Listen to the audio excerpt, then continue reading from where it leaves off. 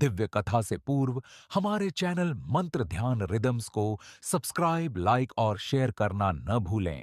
अक्सर जब हम कर्मों के सिद्धांत या ब्रह्मांडीय न्याय की बात करते हैं, तो हमारा इंसानी दिमाग एक बहुत ही सख्त गणित की उम्मीद करता है। बिल्कुल, एक बही खाते की तरह जहां हर क्रिया की एक समान प्रतिक्रिया पहले से तय होती है। हाँ, मतलब अगर आपने कुछ गलत किया, तो उस खाते में एक लाल निशान दर्ज हो गया और अंततः उसका दंड भुगतना ही होगा। सही कहा। और ये एक बहुत ही यांत्रिक व्यवस्था लगती है जो हमें कहीं ना कहीं सुरक्षा का एहसास देती है कि इस दुनिया में एक सुनिश्चित न्याय प्रणाली काम कर रही है। तो चलिए आज की इस गहन चर्चा में इसे थोड़ा विस्तार से समझते हैं, क्योंकि आज हम जिन स्रोतों पर बात कर रहे हैं वो शिव महापुराण के दर्शन और उसकी गहराइयों में उतरते हैं।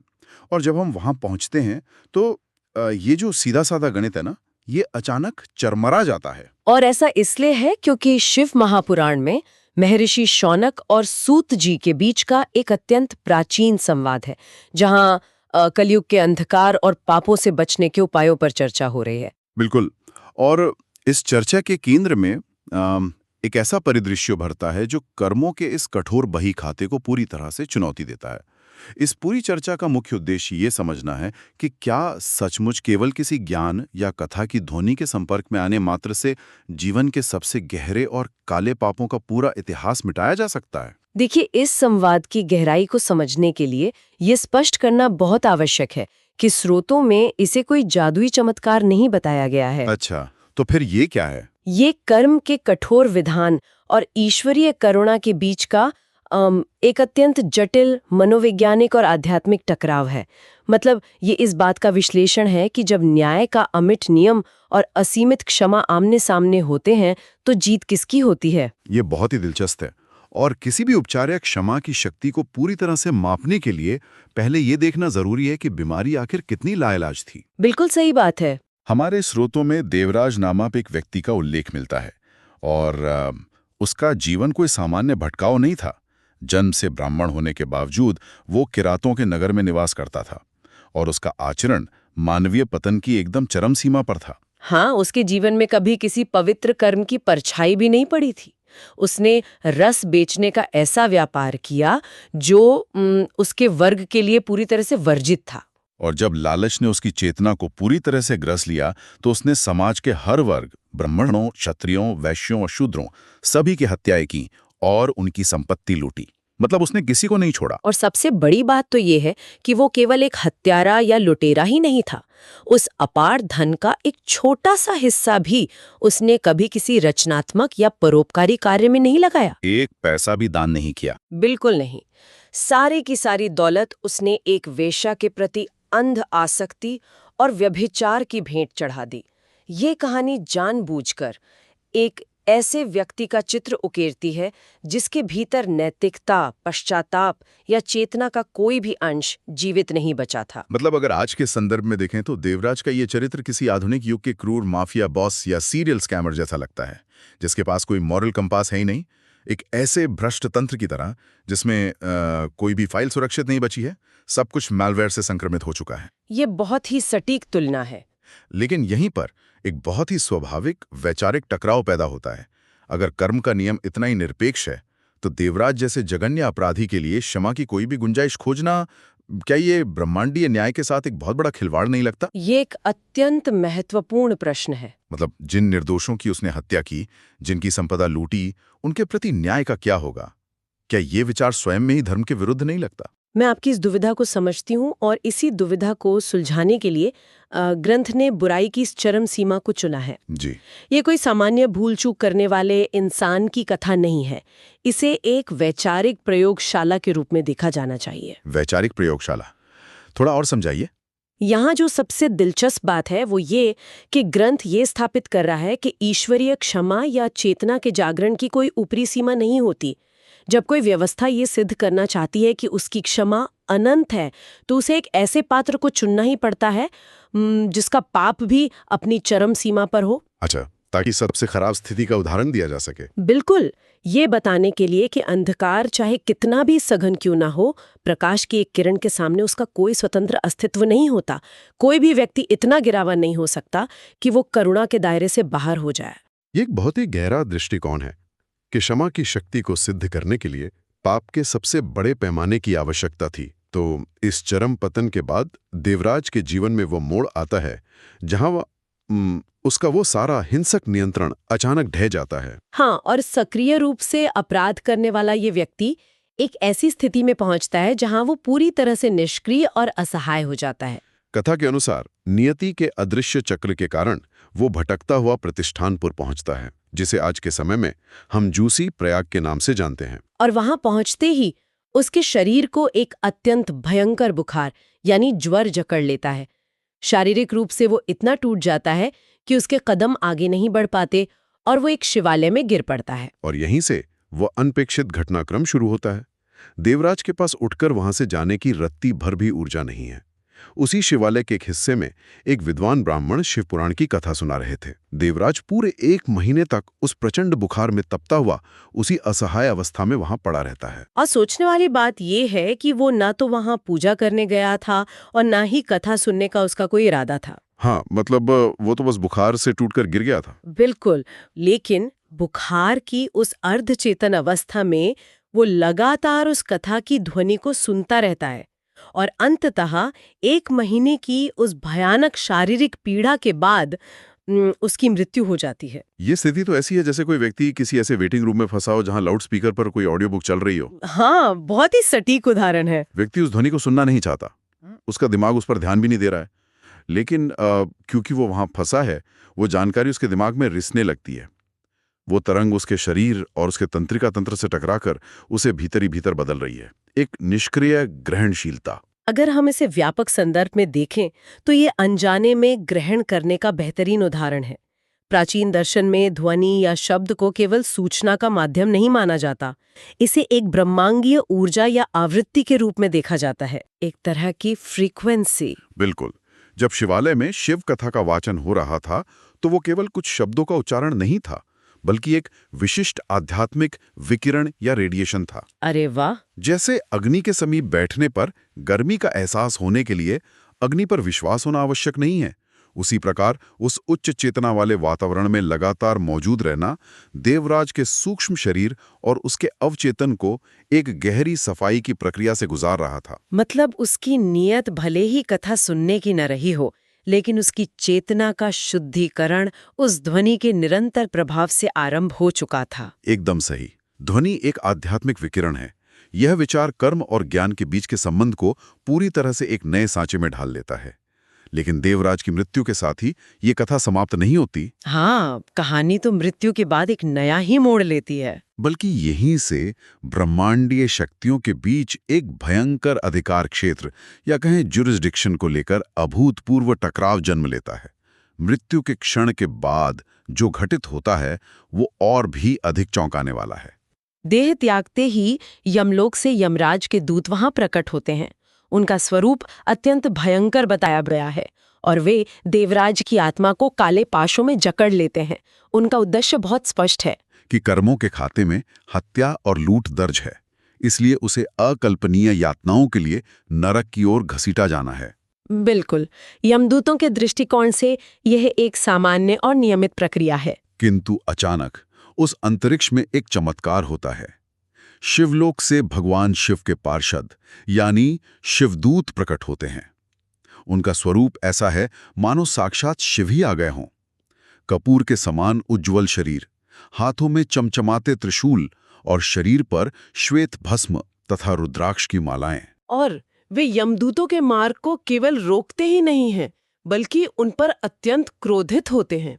वे यमदूतों को मार पीट कर और डरा धमकाकर भगा देते हैं और देवराज को एक दिव्य विमान में बैठाकर ससम्मान कैलाश पर्वत की ओर ले जाते हैं। अब यहाँ कहानी वाकई बहुत रोचक हो जाती है। मैं उत्तेजित होकर ये पूछना चाहता हूँ कि क्या ये ब्रह्मांडीय नियमों का सीधा सीधा उल्लंघन नहीं है? ऐसा क्यों लगता है आपको? क्योंकि यमदूत तो बस अपने लेजर बुक के हिसाब से काम कर रहे थे।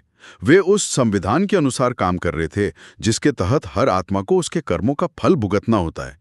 शिवदूतों का ये बल प्रयोग क्या दर्शाता है? एक पापी को इस तरह बचा ले जाना तो उस पूरी व्यवस्था के औचित्य पर ही प्रश्न चिन्ह लगा देता है। ऊपरी तौर पर देखने पर यह अवश्य एक अतिक्रमण या व्यवस्था का उल्लंघन प्रतीत होता है, परंतु गहराई में जाने पर यह स्पष्ट होता है कि यह विधान और कृपा के सर्वोच्चता का प्रतीक है। विधान और कृपा। हाँ, लॉ और ग्रेस। शिवदूतों का वो क्रोध कोई व्यक्तिगत अहंकार नहीं था, वो इस बात का उद्घोष था कि जब किसी आत्मा को ज्ञान की अग्नि ने, यानी 1 महीने तक निरंतर शिव कथा के श्रवण ने पूरी तरह से धो दिया है, तो पुराने कर्मों के आधार पर दी जाने वाली यातनाएं अवैध हो जाती हैं। अच्छा, मतलब प्रायश्चित कर्म के कठोर नियमों को भस्म कर देता है। बिल्कुल। जिस देवराज के नाम से यमदूतों के पास वारंट था, वो सत्ता अब अस्तित्व में ही नहीं रही। पश्चाताप और ज्ञान की ऊर्जा ने एक नया ही सूक्ष्म अस्तित्व गढ़ दिया था। इसका अर्थ ये हुआ कि वो पुराना बही खाता ज्ञान की उस आवृत्ति में पूरी तरह से जलकर राख हो चुका था।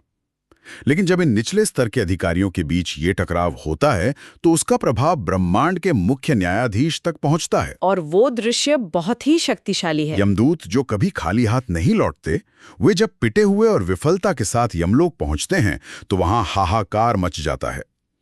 इस भारी कोलाहल को सुनकर स्वयं न्याय के देवता धर्मराज बाहर आते हैं। यह इस पूरे आख्यान का सबसे महत्वपूर्ण और दार्शनिक मोड़ है, धर्मराज का बाहर आना और शिव दूतों का सामना करना। यमराज उन शिव दूतों को देखते हैं जो दूसरे रुद्रों के समान ही तेजस्वी लग रहे थे। और यमराज केवल मृत्यु के देवता नहीं हैं, उनके पास ज्ञान दृष्टि है जिससे वे भूत और भविष्य देख सकते हैं। हाँ, और उस दृष्टि से जब वे देवराज की आत्मा का अवलोकन करते हैं तो उन्हें क्षण भर में ये बोध हो जाता है कि जीवन भर अकल्पनीय पाप करने वाले इस व्यक्ति ने अपने अंतिम समय में अनजाने में ही सही जो शिव कथा सुनी, उसने उसके जन्म जन्मांतर के संचित कर्मों को नष्ट कर दिया है। और यहाँ सबसे ज्यादा हैरान करने वाला दृश्य आता है। यमराज कोई विवाद नहीं करते, न ही कुछ पूछते हैं। इसके विपरीत वे न्याय के आसन से उतरकर हाथ जोड़ते हैं और उन शिवदूतों की विधि पूर्वक पूजा करते हैं। इसके पश्चात देवराज को अंतिम रूप से दया के सागर भगवान शिव के संरक्षण में सौंप दिया जाता है। ये एक बहुत बड़ा संदेश है। मैं तो इसकी तुलना सुप्रीम कोर्ट के किसी चीफ जस्टिस से करूंगा, जो किसी बड़े अपराधी को राष्ट्रपति की पार्डन यानी क्षमादान मिलने के बाद बिना कोई बहस किए उस सर्वोच्च आदेश के आगे नतमस्तक हो जाता है। न्यायाधीश जानता है कि यह क्षमादान उस स्थापित यांत्रिक न्याय प्रणाली से ऊपर की शक्ति है। बिल्कुल सही। और ये एक महत्वपूर्ण प्रश्न भी उठाता है। यमराज केवल मृत्यु के देवता नहीं, वे धर्मराज है। उनका मौन रहना और शिवदूतों की पूजा करना ये दर्शाता है कि ईश्वरीय करुणा और ज्ञान के सामने झुकना कर्म सिद्धांत की हार नहीं है। तो फिर क्या है? ये स्वयं ब्रह्मांड के सबसे ऊंचे धर्म की स्वीकृति है। यांत्रिक न्याय केवल इनपुट और आउटपुट देखता है, कर्म और उसका फल, लेकिन सर्वोच्च आध्यात्मिक चेतना परिवर्तन को देखती है। जब आत्मा का मूल स्वरूप ही ज्ञान की ऊर्जा से बदल चुका हो तो वहां यांत्रिक न्याय की आवश्यकता समाप्त हो जाती है। और यही वो बिंदु है जो उस कथा को सुनने वाले मूल श्रोता महर्षि शौनक के भीतर एक गहरा मंथन पैदा करता है। हाँ, उन पर इसका क्या प्रभाव पड़ा ये देखना भी बहुत जरूरी है। जब सूत जी द्वारा महर्षि शौनक को देवराज की ये घटना सुनाई जाती है तो कथा सुनकर शौनक जी की आंखों में आंसू आ जाते हैं और उनका हृदय महादेव के प्रेम से भर उठता है। क्योंकि ये ज्ञान केवल मस्तिष्क को नहीं बल्कि हृदय की गहराई को भेद रहा था। सही कहा। वे सूत जी से अत्यंत भावुक होकर आग्रह करते हैं कि भगवान शिव में प्रेम बढ़ाने वाली ऐसी ही और कथाएं वे सुनना चाहते हैं। जिसके उत्तर में सूत जी एक अत्यंत पापी स्त्री चंचुला की कहानी सुनाने का वादा करते हैं, जिसके पापों की कोई सीमा नहीं थी, लेकिन शिव कथा ने उसके भीतर वैराग्य की ज्वाला जला दी। यहाँ स्रोतों में एक बहुत ही सुंदर मेटा नैरेटिव दिखाई देता है। कथा के अंदर एक और कथा। बिल्कुल। देवराज ने अज्ञानतावश और बीमारी की विवशता में कथा सुनी और उसका ब्रह्मांडीय उद्धार हुआ। महर्षि शौनक ने देवराज की कथा सुनी और उनके भीतर भक्ति और अश्रुओं की धारा फूट पड़ी। और ये भी तो सच है कि जो कोई भी इस चर्चा को गहराई से सुन और समझ रहा है वो भी उसी प्राचीन परिवर्तनकारी प्रक्रिया का एक हिस्सा बन रहा है। एकदम सही। यह खंड सिद्ध करता है कि कोई भी जानकारी या कथा सिर्फ डेटा नहीं होती, इनमें एक जीवंत ऊर्जा होती है जो विचारों को झकझोरने और जीवन की दिशा बदलने की प्रत्यक्ष शक्ति रखती है। तो इस पूरी गहन चर्चा का सार क्या है? हमने बुराई और पतन के एक चरम उदाहरण देवराज की यात्रा को देखा।